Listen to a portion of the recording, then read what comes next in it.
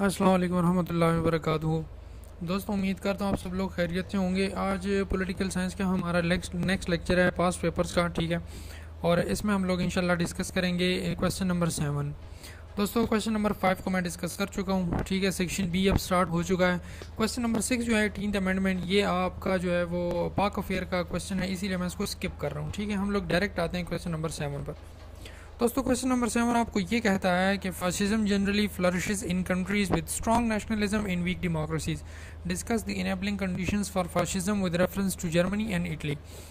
दोस्तों, आपको यहाँ सबसे पहले ये बता दूँ कि देखें, अगर हम लोग सिर्फ आइडियोलॉजीज़ की बात करें, फाशिज्म की, नेशनलिज्म की, ठीक है, डेमोक्रेसीज़ की, ये सब फॉर्म्स ऑफ गवर्नमेंट थे, ठीक है। नेशनलिज्म नहीं है, डेमोक्रेसी और फाशिज्म जो है फॉर्म्स ऑफ गवर्नमेंट थे। हमारा यूट्यूब का जो लेक्चर था फॉर्म्स ऑफ गवर्नमेंट, वो आप देख लें, पॉलिटिकल साइंस के लेक्चर्स में है, ठीक है।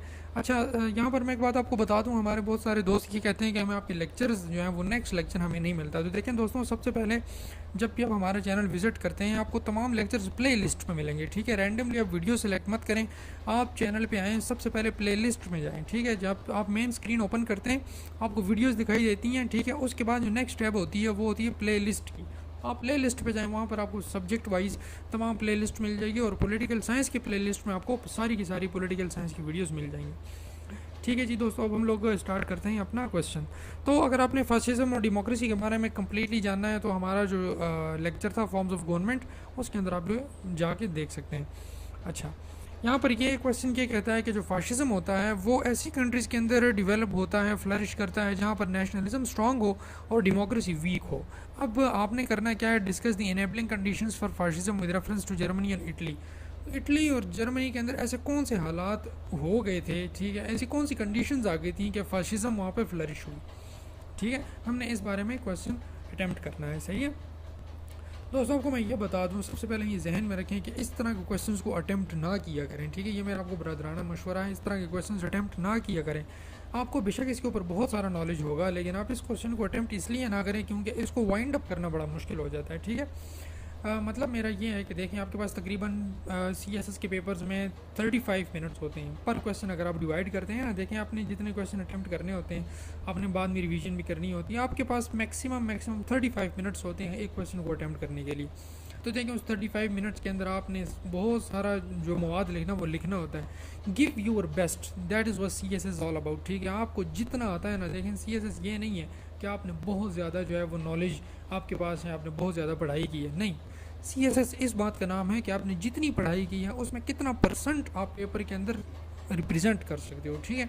आप अपना कितना बेस्ट पेपर के अंदर दे सकते हो, दिस इज CSS ये नहीं है आपके पास बहुत ज़्यादा नॉलेज है और आपने बहुत सारी चीज़ें पढ़ी हैं, ऐसा नहीं होता। आप थोड़ा पढ़ें, लेकिन उस थोड़े पढ़े हुए को किस फॉर्म में रिप्रेजेंट करते हैं, ये आपका CSS और PMS के एग्ज़ाम होते हैं, ठीक है। याद रखें जहन में, इस बारे में बिल्कुल भी फिक्र ना किया करेंगे यार मैंने पढ़ना बहुत ज़्यादा है। पढ़ना नहीं है भाई, आपने इधर PhD नहीं करनी पॉलिटिकल साइंस में, ठीक है। उन्होंने ये कहा हुआ है कि आप बस आप इतना पढ़ें कि आप पेपर अटैम्प्ट दे सकें। आपने मास्टर्स की डिग्री नहीं लेनी, आपने PhD नहीं करनी, जहन से निकाल दें।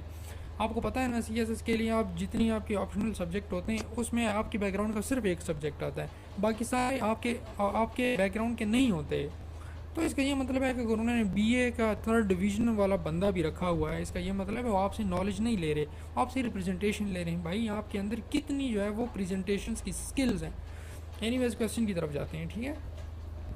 तो ये जहन में रखें कि इस तरह के क्वेश्चन जिसके अंदर लंबी लंबी कहानियाँ हों वो ना करें, क्योंकि देखें, अगर आप इसके अंदर 3 वर्ड्स हैं उसमें आपने बात करनी है। सबसे पहला वर्ड है फाशिज्म, उसके बाद है नेशनलिज्म, उसके बाद है डेमोक्रेसी, उसके बाद है fascism with reference to Germany and Italy. 1 2 3 4 चीज़ों को आपने डिस्कस करना है, आपने इनको लेकर चलना है, ठीक है। आपने थोड़ा बहुत फाशिज्म के बारे में बताना है, नेशनलिज्म के बारे में बताना है, डेमोक्रेसी के बारे में बताना है, फिर जर्मनी और इटली, पहले जर्मनी की बात करनी है, फिर इटली की बात करनी है, फिर आपने वो कंडीशंस बताना है कि क्यों ये फ्लरिश हुई। तो इस तरह का क्वेश्चन आपको बहुत ज़्यादा टाइम लेता है, बहुत टाइम कंज्यूमिंग है, ठीक है।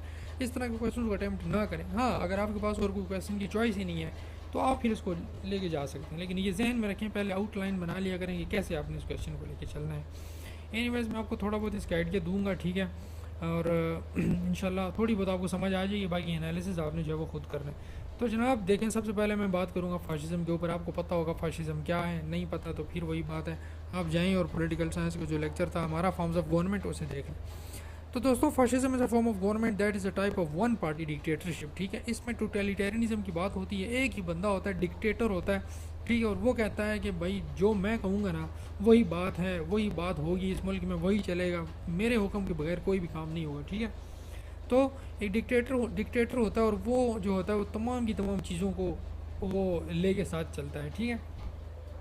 अब they work for totalitarian one party state, they aim to prepare the nation to arm conflict. देखें फाशिज्म की जो बात होती है ना वो हमेशा आपको आर्म कन्फ्लिक्ट में लेकर जाता है, जंगी हालात में लेकर घुसाता है, सही है। और उसका मतलब क्या होता है कि भाई जितनी भी हमारे मुल्क के अंदर इकोनॉमी की प्रॉब्लम्स क्रिएट हुई है ना, ये जब हम लोग जंग करेंगे ना तो ये हमारी सारी की सारी मुसीबतें ख़त्म हो जाएंगी, सही है। तो fascism put nation in often race above the individual. Racist जो होते हैं, और सॉरी फाशिज्म जो फाशिस्ट होते हैं वो ये नहीं सोचते कि मेरे मुल्क के अंदर कितने इंडिविजुअल्स हैं, सब लोगों के क्या नज़रियात हैं, वो ये नहीं सोचता। वो सिर्फ और सिर्फ ये सोचता है कि हमने अपने नेशन को कितना मजबूत करना है और हम एज ए नेशन क्या कुछ कर सकते हैं। उस नेशन के अंदर कितने लोग हैं, कितनी डाइवर्सिटी है, वो उसको कतन नहीं देखता, ठीक है। अब ये भी याद रखें कि फाशिज्म जो होता है, ठीक है, ये एक ऐसी फॉर्म ऑफ गवर्नमेंट है कि अगर लीडर के ख़िलाफ़ या एक पार्टी जो होती है जो लीडर को रिप्रेजेंट करती है उसके ख़िलाफ़ कोई भी बात हो, अगर कोई शख्स ये कहे कि इस बंदे की लीडरशिप मुझे काबिल कबूल नहीं है, इसकी पॉलिसीज़ मुझे काबिल कबूल नहीं है, तो दैट पर्सन में गो टू प्रिजन, वो बंदा जेल में डाल दिया जाता है, ये याद रखें, ठीक है। गवर्नमेंट के ख़िलाफ़ एक भी बात बर्दाश्त नहीं की जाती, ये होता है फाशिज्म। अब fascism appeared in Italy in early 1920s and developed fully in the 1930s. The fascist party in Italy was ruled by a general council, by grand council from 1922 until the end of World War II. अब देखें world war one हुई, आपको पता होगा, अगर इस तरह के क्वेश्चन अटेम्प्ट करेंगे तो वर्ल्ड वॉर वन के बारे में आपको पता होना चाहिए। वर्ल्ड वॉर वन क्यों हुई, उसके बाद दुनिया के हालात कैसे हुए, सही है, जर्मनी ने क्या किया, इटली ने क्या किया। आसान अल्फाज में आपको बताऊँ, एक ट्रीटी हुई थी, द ट्रीटी ऑफ वर्साइल्स, ठीक है, आप इसको देख लें कि उसके बारे में क्या हुआ था। लेकिन ये आप याद रखें कि वर्ल्ड वॉर वन जब हो गई ना तो लोगों ने ये कहा कि इटली जो है या जर्मनी जो है, ये दोनों कंट्रीज ऐसे थे कि इन्होंने दुनिया को वर्ल्ड वॉर वन के अंदर घुसाया था। और ट्रीटी ऑफ वर्साइल्स में जिनसे ये बात कर ली गई थी कि जर्मनी जो है, ठीक है, वो ये बात का कबूल कर ले कि हिटलर ने और मुसोलिनी ने, ठीक है, इन दोनों ने दुनिया को आग के अंदर घुसाया था, वो ये बात तस्लीम कर लें, ठीक है, यही उसका मेन पॉइंट था। सारी कहानी इसी की घूमती है। लेकिन इन दोनों ने क्या किया, इन दोनों ने ये किया कि यार ये सब हम लोग को मोर्द इल्ज़ाम ठहरा रहे हैं, हम अपने कंट्री को, जैसे रोमन एम्पायर किसी वक्त दुनिया के अंदर था ना, ठीक है, हम अपनी कंट्रीज़ को रोमन एम्पायर की तरह क्रिएट करेंगे। तो इटली में मुसोलिनी और जर्मनी के अंदर हिटलर, ये दोनों मिले और इन दोनों ने इस तरह के एक सिस्टम बनाया, ठीक है। जर्मनी में था एडोल्फ हिटलर, उसने अपनी पार्टी बनाई नाजीज़ पार्टी, ठीक है, और वो भी सोशलिज्म की एक किस्म थी। मैं कहानियों में नहीं जा रहा, ठीक है। और इसी तरह इटली के अंदर जो मुसोलिनी था उसने एक अपना नज़रिया बनाया जिसको उसने फाशिज्म का नाम दिया, ठीक है। दोनों ने ये कहा था कि सोशलिज्म की जो कहानी है, हम सोशलिज्म को साथ लेके चलेंगे और अपनी नेशन को इतना स्ट्रॉन्ग बनाएंगे कि हमारी जो कौम होगी, जो हमारे लोग होंगे, जो हमारा मुल्क होगा, वो दुनिया के ऊपर रूल करेगा। यही वो हिरस थी जो इन दोनों को वर्ल्ड वॉर टू के अंदर ले गई और दुनिया ने एक और वर्ल्ड वॉर का सामना किया, ठीक है। तो अगर आपसे ये पूछा जाए कि फाशिज्म कहाँ से स्टार्ट हुई, तो फाशिज्म इटली से स्टार्ट हुई 1920s में, ठीक है, अर्ली 1920s में मुसोलिनी ने स्टार्ट की और 1930 के अंदर बहुत सारे ममालिक ऐसे थे जिनमें फाशिज्म आहिस्ता आहिस्ता फैल गई। फॉर एग्जांपल देखें, rise and fall of fascism. Hitler in Germany, Franco in Spain, Salazar in Portugal took control in 1930s in their countries. After World War II, fascism continued in the form of military dictatorships in Portugal, Spain, in some parts of Latin America, Africa and Asia. ये वो countries है जहाँ पर rise and fall of fascism हुई। इतना कोई ज़रूरी नहीं है, लेकिन आपके जनरल नॉलेज के लिए बता दिया आपको, ठीक है। अब हम बात करेंगे डेमोक्रेसी के ऊपर। देखें दोस्तों, मैं आपको सिर्फ एक ब्रीफ आइडिया दे रहा हूँ कि फाशिज्म क्या है। मैं फाशिज्म का लेक्चर नहीं दे रहा, ठीक है, फाशिज्म का लेक्चर अलग से नहीं है। ये हम लोग क्वेश्चन के ऊपर बात करेंगे, थोड़ा बहुत आइडिया दूंगा और फिर बताऊंगा कि जर्मनी और इटली कैसे इन दोनों के वीक डेमोक्रेसीज और स्ट्रॉन्ग नेशनलिज्म ने इन दोनों को वो हालात क्रिएट किए कि फाशिज्म की तरफ ये लोग गए। ये हमारा क्वेश्चन है। अब हम डेमोक्रेसी की बात करते हैं। Democracy means rule by the people, ठीक है, आपको पता होगा डेमोक्रेसी का मतलब है कि लोगों की हुकूमत, रूल बाय द पीपल, ठीक है। The name is use for different forms of government where the people can take part in the decisions that affect the way their community is run. In modern times there are different ways this can be done, ठीक है। Democracy के बारे में आप बहुत कुछ जानते होंगे, ठीक है। डेमोक्रेसी क्या होती है, लोग वोटिंग करते हैं, ठीक है, लोग जो बात करते हैं, हुकूमत उसी तरह बनती है और लोगों की ही हुकूमत किसी भी गवर्नमेंट के अंदर अगर हो तो वो डेमोक्रेसी कहलाती है। अब डेमोक्रेसी के मुख्तलिफ किस्में हैं, ठीक है, मॉडर्न डेमोक्रेसी के मुख्तलिफ शेप्स हैं दुनिया के अंदर आई हैं, ठीक है। अब the kind of government was developed long ago by the ancient Greeks, या पैराग्राफ आप पढ़ लें वीडियो पॉज करके, इसको ज़रूरत नहीं। अच्छा जी, अब हम बात कर रहे हैं नेशनलिज्म। नेशनलिज्म क्या चीज़ है? देखें, नेशन स्टेट सिस्टम में हमने पढ़ा था कि नेशन जो होता है ना, जब कोई भी लोग, दुनिया के कोई भी खिता है, वहाँ पर कुछ लोग हैं और कुछ लोगों की ना नज़रियात आपस के अंदर मिलते हैं, ठीक है, उनके जो नज़रियात हैं आपस के अंदर मिलते हैं, लोग एक जैसा सोचते हैं, एक जैसी चीज़ें पहनते हैं, एक जैसा उनका कल्चर है, ठीक है, सारी चीज़ें जो है वो सोसाइटी के अंदर उनकी जो सोशल नॉर्म्स है ना वो एक जैसी हैं। तो जब सोशल नॉर्म्स की वजह से कुछ लोग इकट्ठे हो जाते हैं, उन्हें हम कहते हैं नेशन। ये नेशन की तारीफ है, ठीक है। Nation is a group of people having same ideas, ठीक है, तो ये नेशन है। अब नेशनलिज्म का ये मतलब है कोई एक ऐसा खिता जहाँ पर लोग इकट्ठे हो जाएं और वो आइडियाज़ को लेकर चलें और एक अपनी गवर्नमेंट बना लें, इसको हम कहते हैं नेशनलिज्म। आप देखें, nationalism is a way of thinking that says that some groups of humans such as ethnic groups should be free to rule themselves. वो कहते हैं कि हम अपने आप को खूब समझते हैं, ठीक है, हम लोग जो है एक दूसरे का बहुत अच्छी तरह समझते हैं, हम किसी को क्यों ये मौका दें कि वो हमें रूल करे। हमें पता है कि कैसे रहना है, हमें पता है कि कैसे खाना पीना है, कैसे हमने अब हमारा रहन सहन कैसा होगा, तो दूसरे बंदे को क्यों हम रूल दें कि वो आगे हमारे ऊपर जो है वो रूल करना शुरू करते हैं। फॉर एग्जांपल डेमोक्रेसी को लेकर चलते हैं। भाई डेमोक्रेसी में क्या होता है? डेमोक्रेसी में ये होता है, बेशक आपके मुल्क के अंदर 10 किस्म के नेशंस हैं, 10 किस्म की कौम है। पाकिस्तान की एग्जांपल लेते हैं जी, KP के अंदर जो हमारे पश्तून्स भाई हैं, पंजाब के अंदर पंजाबी हैं, ठीक है, हमारे सिंध के अंदर जो है वो सिंधी हैं, बलूचिस्तान के अंदर बलूची है, कश्मीरी हैं, ठीक है, गिलगित बल्तिस्तान के लोग अलग हैं। अगर आप देखें तो इनके जो व्यूज़ हैं वो एक दूसरे से काफ़ी डिफरेंट हैं, लेकिन फिर भी हम क्या करते हैं कि अगर हमारे मुल्क के अंदर बहुत सारे लोग इकट्ठे होकर एक चीज़ के ऊपर मुत्तफिक हो जाएं तो डेमोक्रेटिक रूल के अंदर उन लोगों की बात मान ली जाती है। तो दिस इज़ डेमोक्रेसी।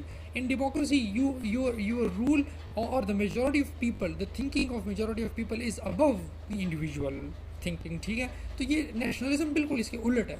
अगर हम लोग ये कहें कि जो हमारा पश्तून बेल्ट है या जो हमारे पंजाबीज़ हैं, ठीक है, हम ये कहें कि भाई हम अपने आप को रूल करने जानते हैं, हमें क्या ज़रूरत पड़ी है कि हमारे ऊपर एक वज़ीर आज़म हो और सब लोगों की बातें, कोई बलूचिस्तान जाकर उठ खड़ा हो, सिंध जाकर उठ खड़ा हो और हमें ये कहे कि पंजाब के ऊपर हम लोग रूल करेंगे, ऐसा तो नहीं हो सकता। हमारा तो सब कुछ डिफरेंट है। तो ये नेशनलिज्म और डेमोक्रेसी में ये डिफरेंस है, ठीक है। अब nationalists think that the best way to make this happen and avoid control or opposition by oppression by other is for each group to have their own nation, ठीक है। Some nationalists think this is the best way to save small and weak groups threatened by mixing of ethnic groups. For example, देखें, आपने देखा होगा पिछले कुछ सालों में वो जो पश्तून तहफ़्फ़ुज़ मूवमेंट थी, PTM, ठीक है, वो खड़े हो गए तो उन्होंने कहा था हम पूरी की पूरी पश्तून बेल्ट को रिप्रेजेंट करते हैं, ठीक है। इसी तरह बलूचिस्तान के अंदर जो है वो कुछ एथनिक ग्रुप्स थे, जैसे आप एग्जांपल अगर मैं दूँ आपको, डेरा बुगटी के अंदर जो था, सही है, तो वो लोग खड़े हो गए तो कह रहे थे कि हम अपनी नेशन को बहुत अच्छे से रिप्रेजेंट करते हैं, तो उन्होंने मुल्क के अंदर डिफरेंसेस क्रिएट कर दी और नेशनलिज्म के नाम के ऊपर, ठीक है, कौमियत के नाम के ऊपर उन्होंने डेमोक्रेसी को अपोज करना शुरू कर दिया और उन्होंने ये बात बताई कि हम अपने हकूक़ खुद हासिल करेंगे, ठीक है, और हम अपने रूल खुद डिसाइड करेंगे, हम अपने रूलर्स भी खुद डिसाइड करेंगे, हम किसी के अंडर काम नहीं करेंगे। अब क्या हुआ? देखें, अगर नेशनलिज्म स्ट्रांग हो जाए किसी जगह पर तो वहाँ पर डेमोक्रेसी वीक हो जाती है, और ज़ाहिर बात है जहाँ पर डेमोक्रेसी वीक होगी, ठीक है, डेमोक्रेसी अगर किसी जगह पर वीक हो गई, इसका मतलब है वहाँ पर नेशनलिज्म राइज करेगी। तो यही वो कहानी थी, ठीक है, जो हमसे क्वेश्चन में पूछ रहे हैं। अच्छा, नेक्स्ट जाते हैं। अब देखें, नेशनलिज्म आफ्टर वर्ल्ड वॉर 2, जब दूसरी जंग अजीम हुई ना, नेशनलिज्म ने क्या किया। आपको मैं बताता हूँ कि नेशनलिज्म कितनी पावरफुल चीज़ है। अब आप ये थोड़ा सा समझ लें। Nationalism had an important role in ending the colonial rule. Nationalism spread to colonies and made their people desire independence. देखें, जब सेकेंड वर्ल्ड वॉर ख़त्म हुई, ठीक है, सेकेंड वर्ल्ड वॉर ख़त्म होती है तो कई, आप अगर दुनिया के नक्शे के ऊपर देखें ना, तो दुनिया के सबसे ज़्यादा ममालिक जिनको इंडिपेंडेंस मिली वो 1940s, 1947, 1945 से लेकर 1950 इन 5 सालों में दुनिया के बहुत सारे ममालिक आज़ाद हुए थे, ठीक है। क्योंकि 1945 में वर्ल्ड वॉर 2 ख़त्म हो गई थी, ठीक है, तो इसके बाद नेशनलिस्ट मूवमेंट स्टार्ट हुई। सब लोगों ने ये सोचा। अच्छा, एक बात आप ये भी समझ लें, कॉलोनियल पीरियड कौन सा था। कॉलोनियल पीरियड ये था जो यूरोप की कंट्रीज थे, बहुत बड़े बड़े सुपर पावर्स, जैसे आप ब्रिटेन की एग्जांपल ले रहे हैं, पाकिस्तान, इंडिया, हमारा ये जो खित्ता था सब कॉन्टिनेंट, ये ब्रिटिश रूल के अंदर था, ठीक है। इस तरह फ्रांस के कुछ, पुर्तगाल के कुछ, ठीक है, डच और ये मलेशिया, इंडोनेशिया, आप इसके बारे में जानते हैं, सारी कॉलोनीज़ थी बड़ी बड़ी स्टेट्स की, बड़ी बड़ी सुपर पावर्स की, बड़ी बड़ी पावर्स जो थी दुनिया की, उन्होंने अपनी कॉलोनियाँ बनाई हुई थी। लेकिन जैसे वर्ल्ड वॉर 2 ख़त्म होती है तो ये कॉलोनियाँ जो होती हैं ये ख़त्म हो जाती है, क्योंकि लोग उठ खड़े होते हैं उस सिस्टम के ख़िलाफ़, ठीक है, कि हमारे ऊपर अंग्रेज़ क्यों रूल कर रहा है, हमारे ऊपर किसी दूसरे खिते के लोग आकर क्यों रूल कर रहे हैं, हम खुद को इतना स्ट्रॉन्ग क्यों नहीं कर पाते कि हम अपनी गवर्नमेंट बना सकें। That is what nationalism was, ठीक है। नेशनलिज्म का इतना बड़ा रोल था, सही है। नेशनलिज्म इतनी ताकतवर चीज़ है, ठीक है। जो कश्मीरी की खुद इरादियत की बात करते हैं वो क्या कहते हैं, भाई we are nation, we have our own identity, we have our own culture, we have our own life style, why the people from outside come and they rule upon us, ठीक है। ऐसा क्यों है, तो this is what nationalism is. लेकिन अगर ये कहें कि डेमोक्रेसी की बात की जाए तो डेमोक्रेसी उन जगहों पर फ्लरिश कैसे कर सकती है जहाँ पर बहुत सारे लोग डिफरेंट आइडियाज़ के साथ रहते हों। देखिए, अगर हम लोग कहते हैं कि गोरों का मुल्क है, गोरे तो सारे गोरे हैं भाई, उनके तो सारे के सारे कल्चर उनका सेम है, लाइफ स्टाइल उनका सेम है। लेकिन अगर हम लोग अपने कंट्रीज़ की एग्जांपल ले लें, यहाँ पर कितना डाइवर्स कल्चर है, तो यहाँ पर डेमोक्रेसी कैसे फ्लरिश कर सकती है, बहुत मुश्किल होता है। अगर कर पा रही है तो बहुत अच्छी बात है, और अगर डेमोक्रेसी कमज़ोर हो जाएगी तो नेशनलिज्म स्ट्रॉन्ग हो जाएगी। आई होप आपको समझ आ रही होगी, ठीक है। अब जर्मनी के अंदर क्या हुआ था, World War II was no doubt a ruthless war that lasted from 1939 to 1945 and extended across Europe, Eastern Asia, and the South Pacific Ocean. The causes of World War II are rooted in the aftermath of World War I and the effects of the Treaty of Versailles, which ended the First World War. देखिए, आपको मैं बता रहा हूँ, मैं आपको history के अंदर नहीं लेकर जा रहा। अगर आप इस किस्म के क्वेश्चन अटैम्प्ट करना चाहते हैं तो आपकी वर्ल्ड वॉर I और वर्ल्ड वॉर II की हिस्ट्री बहुत ज़्यादा अच्छी होनी चाहिए।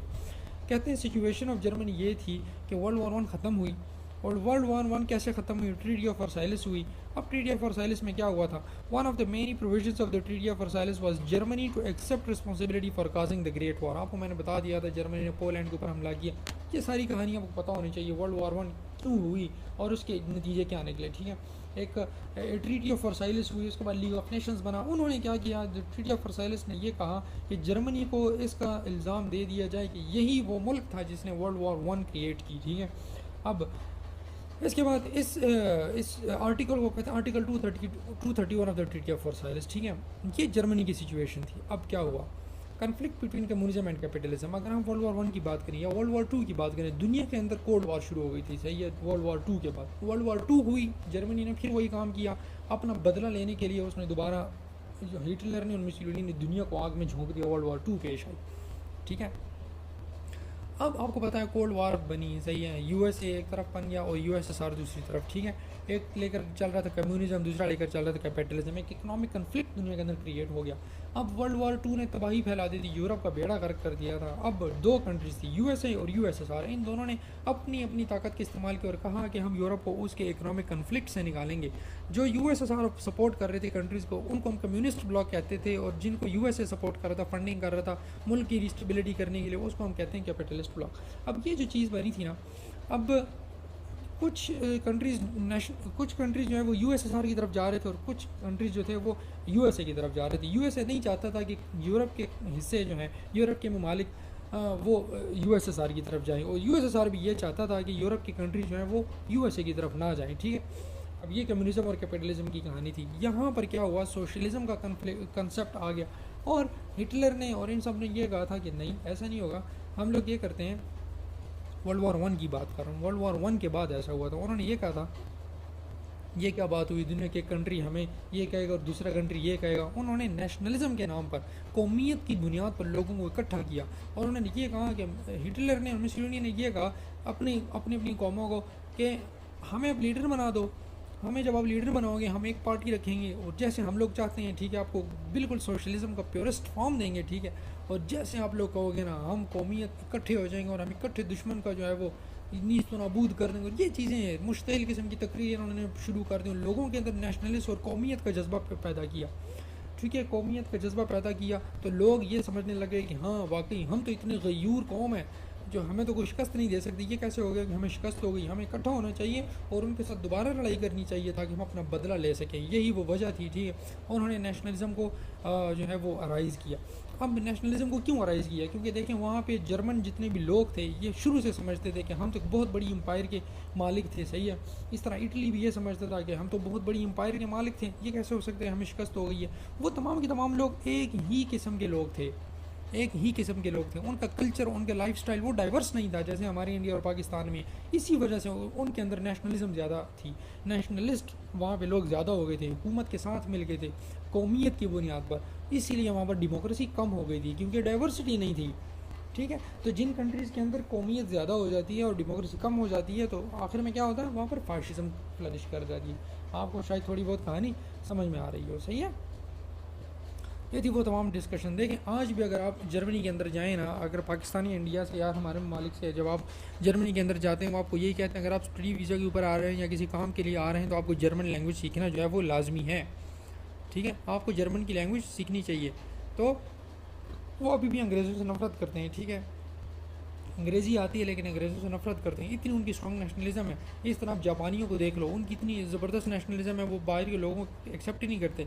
इस तरह मिडिल ईस्टर्न कंट्रीज़ को देखें, अरबियों को देखें, अरब एक दूसरे के साथ जो है वो इतने अच्छे ताल्लुकात रखते हैं, लेकिन अगर आपका वास्ता अरबों से पड़ा हो वो किसी भी फॉरेन बंदे को एक्सेप्ट ही नहीं करते, आपको वो नेशनलिटी देते ही नहीं है। ये नेशनलिज्म है, ठीक है। तो इसीलिए इस तरह की कंट्रीज़ के अंदर डेमोक्रेसी नहीं है, ठीक है। बड़ी वीक डेमोक्रेसी है। अब मिडिल ईस्ट के कंट्रीज़ के अंदर देख लो, डेमोक्रेसी नहीं है, नेशनलिज्म है, ठीक है। वहाँ पर कौमियत की बुनियाद के ऊपर किंगडम जा रही है, सही है। तो ये सारी चीज़ें आप चाइना की एग्जांपल ले लो, जापान की ले लो, ठीक है। चाइनीज़ का वज़ीर आज़म, जापान का वज़ीर आज़म जाकर वहाँ पर अंग्रेज़ी में बात करना पसंद नहीं करता, इतनी नेशनलिज्म है, ठीक है। तो इस तरह की जो चीज़ें होती हैं जहाँ पर डेमोक्रेसी कम हो जाती है, वहाँ पर जहाँ पर नेशनलिज्म स्ट्रांग हो वहाँ पर डेमोक्रेसी कम हो जाती है। आई थिंक आपको थोड़ा बहुत समझ में आ गया होगा। एनालिसिस आपने खुद करना है, आपको मैंने थोड़ा बहुत मटेरियल दे दिया है, आप एनालिसिस करेंगे और आप स्टडी करें, डीप स्टडी करें अगर आपने वाकई ही इस क्वेश्चन को अटैम्प्ट करना है। बट मेरा यही मशवरा है, आप इस तरह के क्वेश्चन को अवॉइड करें क्योंकि आप कंक्लूड नहीं कर सके। देखें 22 मिनट हो गए, मैं सिर्फ यही बता रहा हूँ कि नेशनलिज्म क्या है और फैशिज्म क्या है, ठीक है। डेमोक्रेसी क्या है, लेकिन अभी तक मैंने एनालिसिस ही नहीं किया। मैं सिर्फ बोल रहा हूँ, जब आप लिखने पर आएंगे तो 35 मिनट में नहीं लिख पाएंगे, ठीक है। एनीवेज ये आपके ऊपर है, जितना आप एनालिसिस अच्छी तरीके से करेंगे इंशाल्लाह आप इतने अच्छे मार्क्स लेंगे, ठीक है। So this was all about today's lecture. I hope आपको थोड़ी बहुत समझ आ गई होगी दोस्तों। ये मेरा एनालिसिस था, मेरी अपनी एक पावर है, ठीक है। आपकी अपनी एक पावर है। मेरा मकसद है आपको थोड़ा बहुत गाइड करना ताकि आपको मैं रास्ता दिखा सकूँ आगे, फिर उसके ऊपर चलना आपका अपना तौर तरीका है। अल्लाह आपको कामयाबियाँ दे, आप अपनी तरीके से लेकर चलें, इंशाल्लाह कामयाब आप ज़रूर होंगे, ठीक है दोस्तों। तो फिर आखिर में यही, अगर आपको लेक्चर मेरा पसंद आया है तो लाइक करें, अगर कोई मसला है तो कमेंट करें, ठीक है। और अगर चाहते हैं कि ये हमारी जो एफ़र्ट्स हैं, ठीक है, इसको ज़्यादा से ज़्यादा लोगों तक पहुंचाएं क्योंकि पीएमएस वगैरह सीएसएस के लिए लोग पॉलिटिकल साइंस के पास पेपर देखते हैं। जब मैंने कोशिश की थी, ठीक है, जब मैं एग्ज़ाम दे रहा था तब मुझे बहुत ज़्यादा मुश्किलात पेश आई थी क्योंकि मुझे इस तरह का कोई भी लेक्चर यूट्यूब क्या किसी भी जगह पर नहीं था मिला जहाँ पर पास्ट पेपर की जो है वो तैयारी कर सकूँ। यही चीज़ें सोच समझ कर, ठीक है, फिर मैंने ये सोचा कि जो मेरे दोस्त हैं, जो भी ये लोग देख रहे हैं, उनको थोड़ा बहुत फ़ायदा हो, ठीक है। तो आपका जो प्यार मोहब्बत है, ठीक है, मतलब है कि आप शेयर करते हैं दूसरे लोगों से, कमेंट वगैरह करते हैं, इससे मुझे बड़ी अप्रिसिएशन मिलती है और मुझे खुशी होती है, ठीक है। तो नेक्स्ट वीडियो के साथ इंशाल्लाह नेक्स्ट क्वेश्चन के साथ हाजिर हूँगा। तब तक अपना और अपने आसपास रहने वालों का ख्याल रखिए।